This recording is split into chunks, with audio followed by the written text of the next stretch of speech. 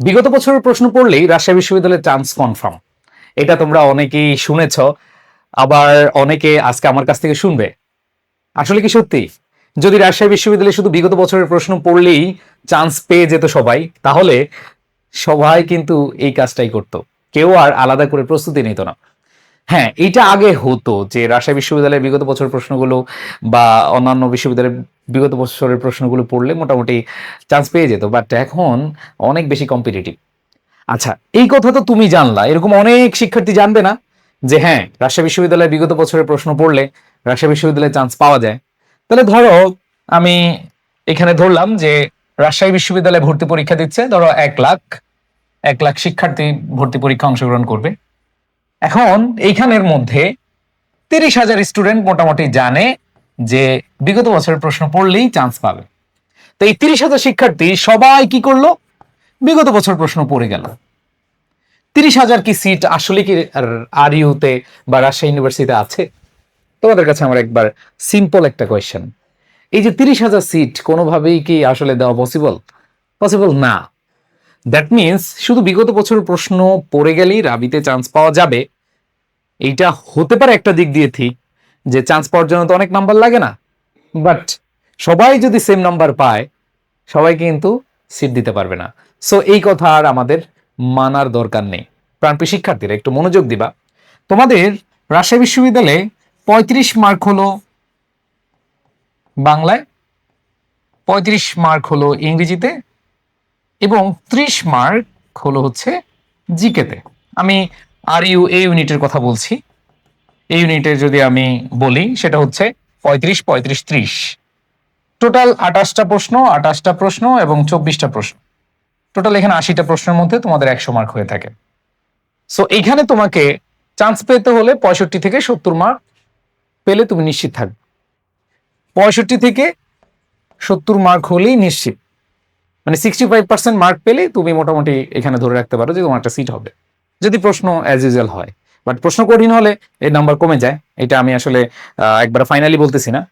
তো আমি তোমাদেরকে যেটা বুঝাতে চাচ্ছিলাম সেটা হলো যে রাজশাহী বিশ্ববিদ্যালয়ে বর্তমান সময়ে বিগত বছরের যদি কয়েক বছরের প্রশ্ন আমি অ্যানালাইসিস করে বলি, সেখানে এরকম কিছু কোয়েশ্চেন আছে যে কোয়েশ্চেনগুলো কেউ পারেই না। এরকম 7-8টা কোয়েশ্চেন থাকে। এখন তুমি যদি বলো যে ভাই এগুলো তো বিগত সালের প্রশ্ন না, দ্যাট মিনস এখানে তোমাদের মাথায় রাখতে হবে বিগত সালের প্রশ্ন পড়ে গেলে হ্যাঁ অনেকগুলো কোয়েশ্চেন তুমি পারবা, বাট চান্স পাওয়ার মতো সেই সুযোগ আর নাই।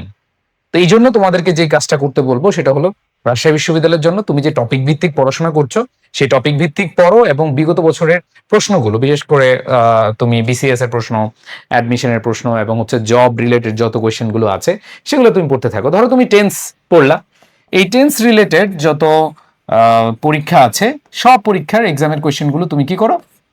সলভ করো। এইটা হতে পারে সবচেয়ে ভালো ক্রাইটেরিয়া। এখন কথা হলো যে তুমি টেন্স বাদ দিয়ে যদি তুমি বাংলার ক্ষেত্রে বলো, বাংলাও সেম। ধরো তুমি সমাজ থেকে যা পড়েছো অবশ্যই টপিকটাকে পড়তে হবে।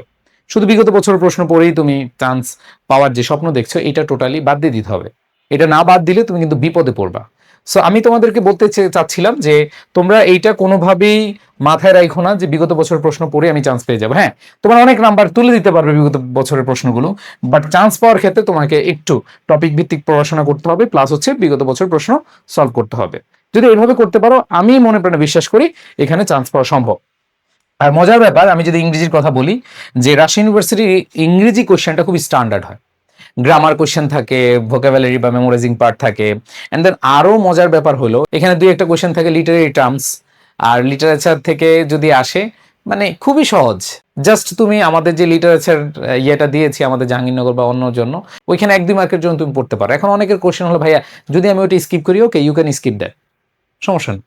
তোমার তো একবারে 35-এর মধ্যে 35 পাওয়ার দরকার নেই ইংরেজিতে। আবার আরেকটা বিষয় যদি বলি, কম্প্রিহেনশন আসে। সো কম্প্রিহেনশনটা এরকম না জাহাঙ্গীরনগরের মতন ইয়া বড় কম্প্রিহেনশন দেয় না। হ্যাঁ, মোটামুটি আমাদের যেগুলো আমরা এইচএসসি বা এসএসসি জীবনে আমরা পড়ে আসছি সেগুলোর মতোই দেয়।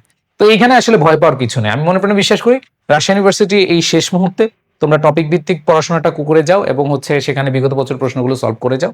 আশা করি ভালো একটা মার্ক তুলতে পারবা। ঠিক আছে, ওকে। সো রাজশাহী ইউনিভার্সিটির পরে তোমাদের হচ্ছে গুচ্ছ বিশ্ববিদ্যালয় ভর্তি পরীক্ষা। সো গুচ্ছ ভর্তি পরীক্ষার জন্য আমাদের একদম নতুন যে কোর্সটা রয়েছে অনলি জিএসটি ব্যাচ 2.0, 19টি বিশ্ববিদ্যালয়ের পূর্ণাঙ্গ প্রস্তুতি হবে এই কোর্সে। এই কোর্সে তোমরা এনরোল করতে পারো, এবং এনরোল করতে গেলে তোমাদের বেশি কিছু দিতে হবে না, বাট আমরা অনেক কিছু দিব তোমাদেরকে। সেটা হলো তোমাদের শুরুতে হচ্ছে ফাউন্ডেশন ক্লাসগুলো তো থাকবেই, এবং জিএসটি 1-এর যে ক্লাসগুলো এগুলো আর্কাইভ আকারে পেয়ে যাবা। যারা এখন ভর্তি হচ্ছে, ধরো আমাদের ক্লাস তো শুরু হবে আর কয়েকদিন পরে, মানে রাজশাহী বিশ্ববিদ্যালয়, চট্টগ্রাম বিশ্ববিদ্যালয় এই ভর্তি পরীক্ষা হওয়ার পরে। বাট এখন থেকে যারা ভর্তি হবে তারা কি পাবে? তারা হচ্ছে এখনই ক্লাসগুলো শুরু করে ফেলতে পারবে, মানে আর্কাইভ ক্লাসগুলো করে ফেলতে পারবে। এরপরে তোমাদের ম্যাথ আইকিউর রেকর্ডেড ক্লাসগুলো থাকবে, এক্সাম বেস থাকবে, এবং আমাদের যে লাইভ ক্লাস রয়েছে বাংলা, ইংরেজি, সাধারণ জ্ঞান, মৌলিক জিকে।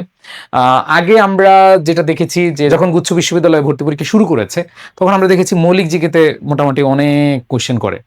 বাট এখন আমরা যেটা দেখছি সেটা হলো যে মৌলিক জিকের পাশাপাশি সাধারণ জ্ঞান যেগুলো আমরা পড়ে থাকি সেগুলো থেকে প্রশ্ন আসে। সো সেটার জন্য আমাদের ক্লাস রাখা আছে বাংলাদেশ, আন্তর্জাতিক এবং সাম্প্রতিকের উপরে।